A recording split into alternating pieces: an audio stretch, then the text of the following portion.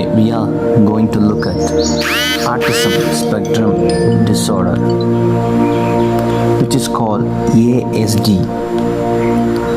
ASD is a neurodevelopmental disorder that causes challenges with social interactions, communications, and certain behaviors. ASD is considered a neurodevelopmental disorder because although it can be diagnosed at any age, symptoms typically appear within the first 2 years of life. ASD is known as a spectrum disorder because there is a wide variety in the types of symptoms and the severity of symptoms that individuals experience. No two people with autism spectrum disorder will have the same set of symptoms and challenges. According to the CDC, 1 in 59 children is estimated to have ASD, and it is 4 times more common in males than in females. While ASD is a lifelong condition that does not have a cure, it can be treated in various ways to manage symptoms. Frequently, individuals with ASD can live independent and fulfilling lives. Most symptoms begin to appear around 2 years old, and children can be diagnosed as early as 18 months. Risk factors. There are few risk factors that increase the chance of an ASD, such as parent age, genetic mutations, pregnancy or birthing complications, and if pregnancies are spaced less than a year apart. Let's look at boys versus girls. Autism is diagnosed more among boys than girls because of the following differences in manifesting. First,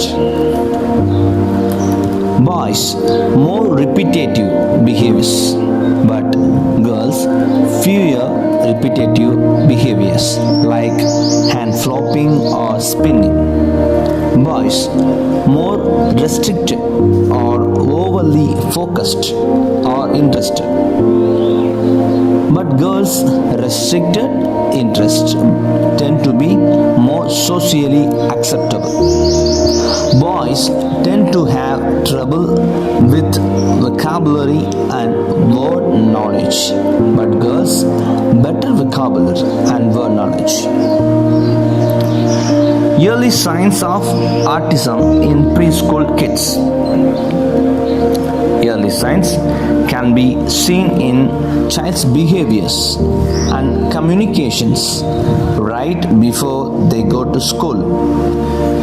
These may include speaking less than 15 words, seeming confused by the function of everyday items, not responding to their name when called, not walking, not imitating actions or words, being unable to push a wheeled toy, not following simple instructions, wanting to be by themselves, repeating phrases or words, strictly following routines.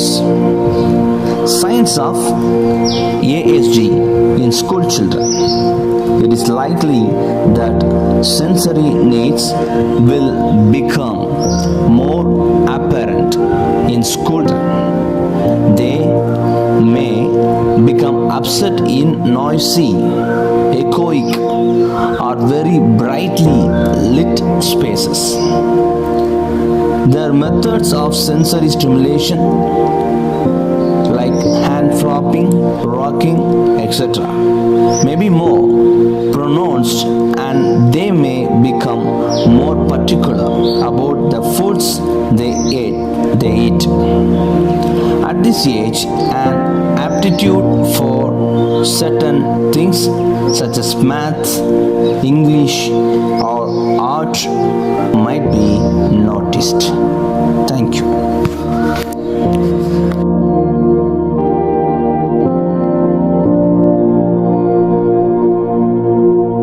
So now we are going to take a look at DSM-5 diagnosis, signs and symptoms and misconceptions about autism and truth. So let's take a look at the DSM-5 signs and symptoms. The DSM-5 evaluates autism on a spectrum.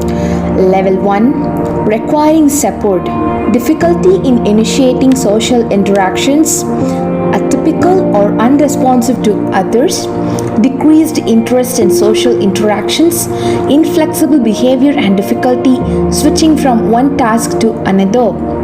Level 2, requiring substantial support, deficits in verbal and non-verbal communication, social impairments, limited social interaction or initiation, difficulty coping with change, observable restricted or repetitive behaviors, and distress when changing focus or action or attention. Level 3, requiring very substantial support, severe deficits in verbal and non-verbal communication, extremely limited social interaction or initiation, minimal response to social interactions, extreme difficulty coping with change, restricted or repetitive behaviors that interfere with daily functioning, and high distress when changing focus or the attention from one to another one. The signs and symptoms in DSM-5 are divided under 3 categories. They are social communication, restricted interest, and repetitive behavior. Autism people will prefer to avoid using spoken language at any cost. A reluctance to form new sentences or expand their speech and sticking it to pre-learned phrases will be very difficult. Difficulties in holding a two-way conversations and seeming to talk at people while having a conversation will be difficult for a person in this spectrum. Interacting with others, taking what people say to them completely literally will be a hard one, and they will have difficulties to understand what sarcasm, metaphors, and figure of speech are. Giving negative reactions while asked to do something may be now more be obvious and challenging. Not being aware of the other people's personal space or being unusually intolerant of people coming into their personal space will be a really hard one. Having a few friends or a lack of desire to make friends is common one. Seemingly unaware of normal social interaction such as saying hello or goodbye is not convenient for a person with autism spectrum. Behavior, preferring to play with objects rather than people. Developing a highly specific interest in a subject or activity. Becoming extremely attached to a certain toy or object. Reluctance or refusal to go to school. Behavior may be becoming more challenging when they are upset. You might see them being violent, aggressive, shouting, self-injurious behavior, inappropriate touching, smearing, or eating non-edible items are more common in this spectrum. So let's take a look at the misconceptions and the truths about what autism spectrum is. There are 7 common misconceptions, or we can say it's a myth. So what are those myths? Number 1, autism is a disease. Number 2, what genes causes autism? 3, autism is becoming epidemic. 4, autism is a curse. 5, only boys have autism. Number 6, autism is a mental health disorder or a disability. Finally, number 7, autism used to be rare but now it's common. So let's take a look at myth number 1. Autism is a disease. One common misconception among the myths about the autism is that it is a disease or a disability. Some people think that autism can be cured with medicine and treatment like an illness, and they assume that people with autism spectrum therefore sick. None of these statements are true to itself. So autism is not a disease, and autistic people are definitely not ill. Autism cannot be cured with medicine, and in fact, the word cured doesn't even factor the discussion itself. Also, autism is a neurodevelopmental disorder that can manifest itself in communication impairment or difficulty in social skills and interaction. Autistic people can live completely independent, meaningful, healthy, and productive lives, especially with the aid of the therapy and professional intervention. There are many factors which are considered while analyzing what causes autism, from environmental factors to genetical factors. Moving on forward with myth number 2, vaccinations causes autism.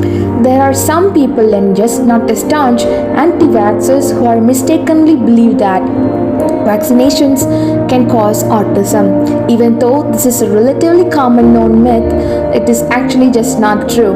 The story behind this myth is that in the late 1990s, a dubious research study was published in a journal that drew a highly tenuous link between vaccines and autism. Not only was the experiment was conducted not up to the scientific standards, it was later completely debunked as deceptive, non-replicable, and non-indicative of such conclusion. The physician behind the study was in fact stripped of his medical license, and unfortunately the myth continued over the last few decades, despite there being no evidence that there is any link or connection between vaccinations and autism. A famous saying goes like this, which is, a lie gets halfway around the world before the truth has a chance to get its pants on. So myth number 3, autism is becoming epidemic. This myth also is a common one. Many people think that autism is becoming more and more common to the point where it can be considered also an epidemic. This myth is at least understandable in the sense that there are a number of people who are being diagnosed with autism, and there has been increased understanding what autism spectrum is. So this myth is completely understandable. And moving on to myth number 4, autism is a curse. Autism is not a curse, and autism is a tough issue when it comes into the perspective of Egyptians. They would cage the children if they were diagnosed as autism at birth. The progression is afoot. In April, the leader of Egypt, Vice Admiral Mohab Mamish, the head of the Suez Canal Authority, stunned the entire public with a simple statement that his grandson has autism, and there is a growing understanding of the condition largely due to Dalia Sulaiman, who is a case worker in the country. Myth number 5, only boys have autism. Autism appears to be more common in boys, but girls are more likely to mask the autism spectrum by learning the skills to interact with the world better than boys. This can mean that many autistic girls will get a diagnosis much later in their life than boys. Myth number 6, autism is a mental disorder or disability. The truth about myth 6 will be, autism is a neurological disorder. Studies of people with autism have revealed that abnormalities in brain structure and neurotransmitter levels are behind the reason. Myth number 7, finally, autism used to be rare but now it's common. There are so many awareness programs which is being used in the online forums for parents and the teachers who can analyze it very well, so that there are awareness being spread about what autism is. And there is a meme based on 1970 which estimated the prevalence of autism among school children in the US was 1 in 10,000, but now it's 1 in 68. Coming up next, autism spectrum inclusive schools, integration models, challenges faced by parents, key elements of ISD, strategies for the classroom and working in pairs will be presented by Blasi.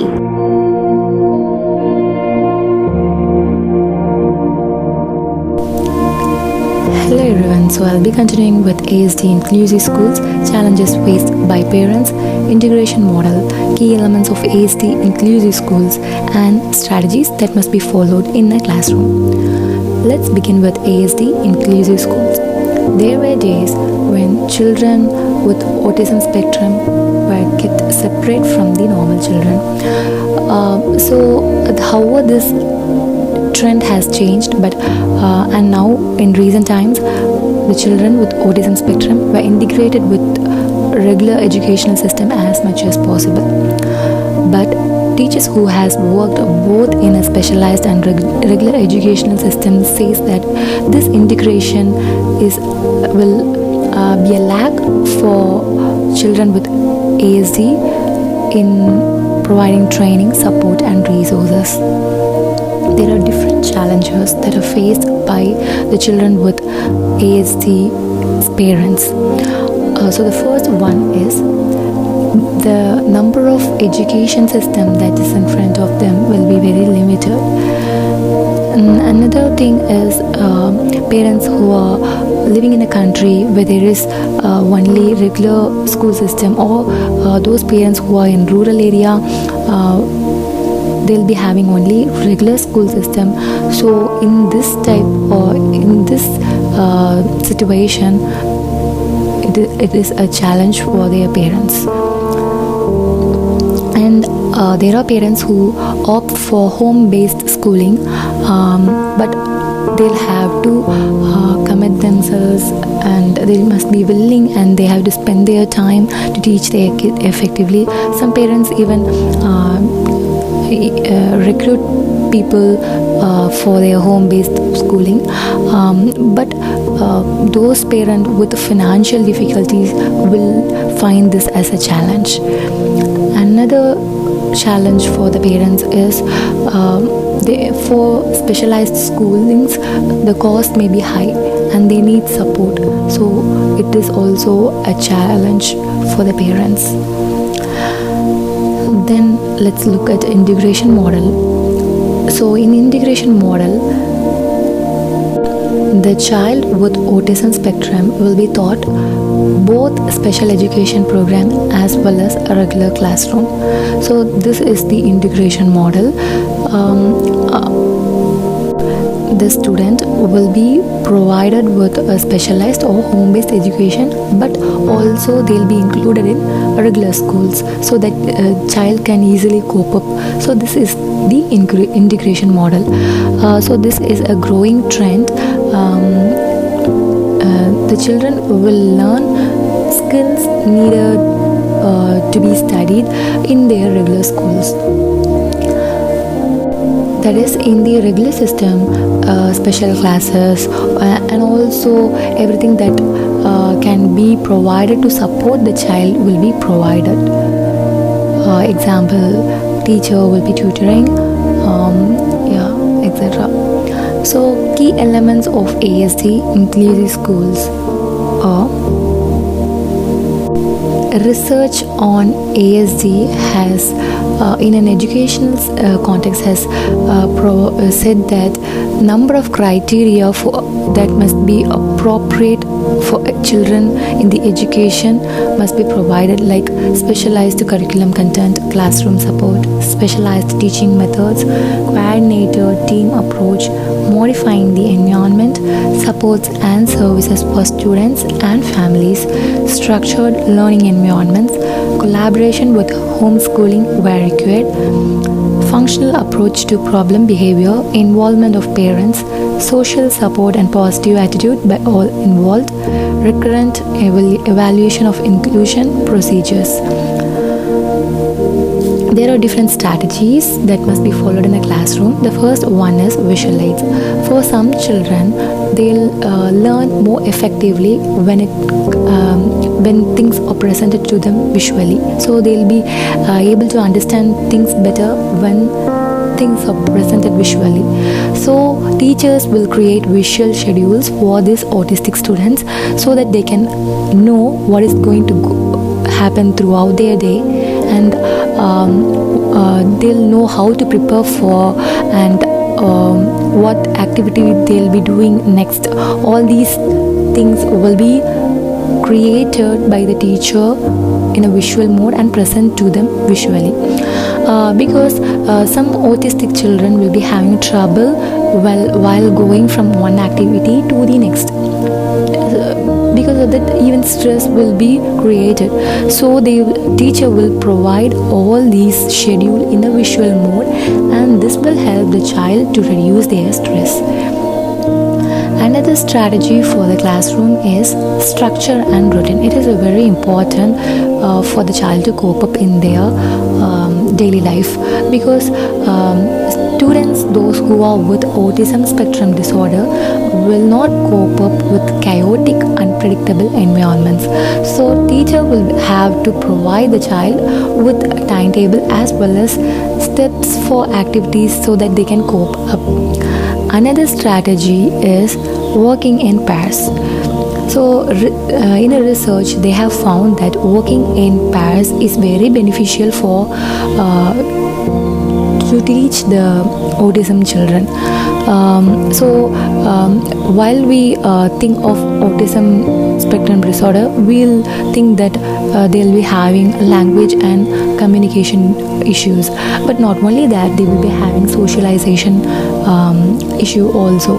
So while teacher facilitate, they can help the children to make friends, and so that they can join in pairs and they can help to cope up in their problems. Another strategy is reducing anxiety in the classroom. So the children with autism spectrum disorder will have high levels of anxiety, stress, and mostly when they come to the social environment like schools, they will have high levels of anxiety. So because of that, student may express aggression or even explosive behavior. So it is very important for the teacher to recognize the reason for the outcome of that behavior. First, the teacher will have to become familiar with the child's disorder, and they have to know why this behavior occurs, and the teacher will have to know what will work best for the children, for each and individual children, because every children will be different, and to adjust the children, they will need to have different strategy for each children.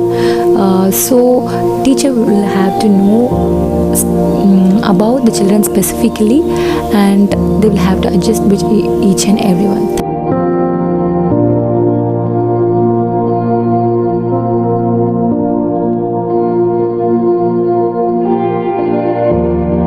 Let us now look at the counselor's role in assisting the child, parents, and families of children with autism.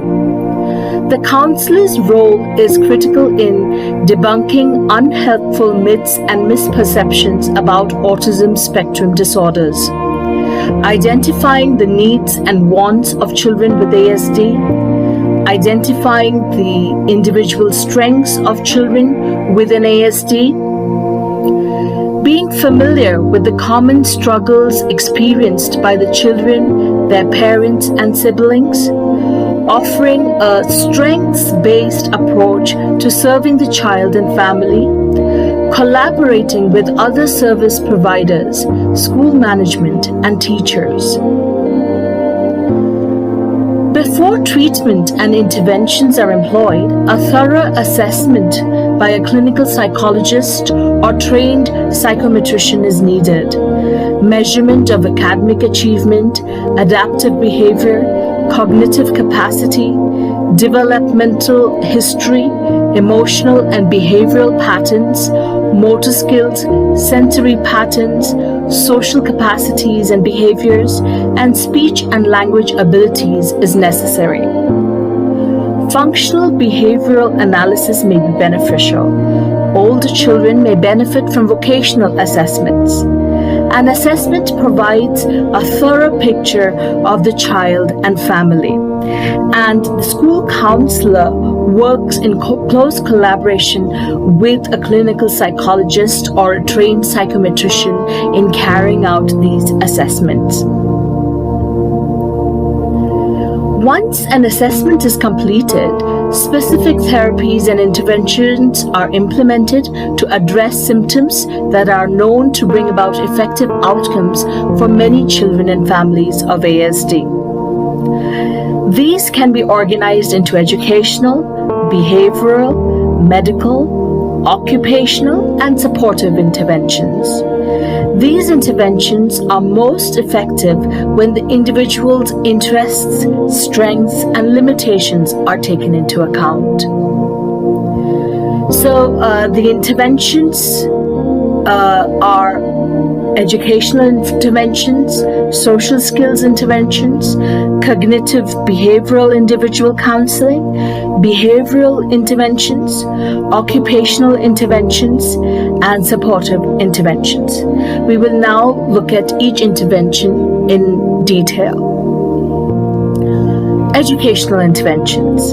The Council plays an important role in providing family interventions, classroom guidance sessions, and community meetings to educate about ASDs. One of the most important activities conducted by a counselor working with families and children with a disorder on the autism spectrum is to educate others regarding the symptomology. This can enhance inclusion and appreciation of the child inside as well as outside of school. Next is social skills interventions. Creating social skills trainings based on a list of logical, sequential, if-then, social and communication rules can assist those with less severe dysfunction. Teaching to the individual's preferred learning style and cognitive strengths can assist in more efficacious learning. Social skills training may be conducted in groups. An educational component teaches the rules of social engagement and reciprocity, followed by practice with age-mate group members applying rules. Such practice can assist the child to be more successful in interactions with others. Siblings can be utilized in this capacity in order to practice successful social interactions at home. Next is cognitive behavioral counseling as well as behavioral interventions. One-on-one counseling between a child with higher functioning ASD and a counselor can be beneficial, especially for more explosive or anxious children who can use assistance in emotionally regulating, reducing obsessive interest activity, and lessening excessive dependence on repetitive routines.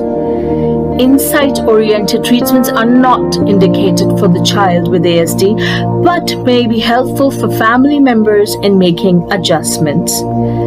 Advanced training in applied behavioral analysis can assist the counselor in effectively working with children with ASD. The list of possibly helpful age-appropriate behavioral interventions can best be used with an understanding of appropriate matching of struggles to intervention.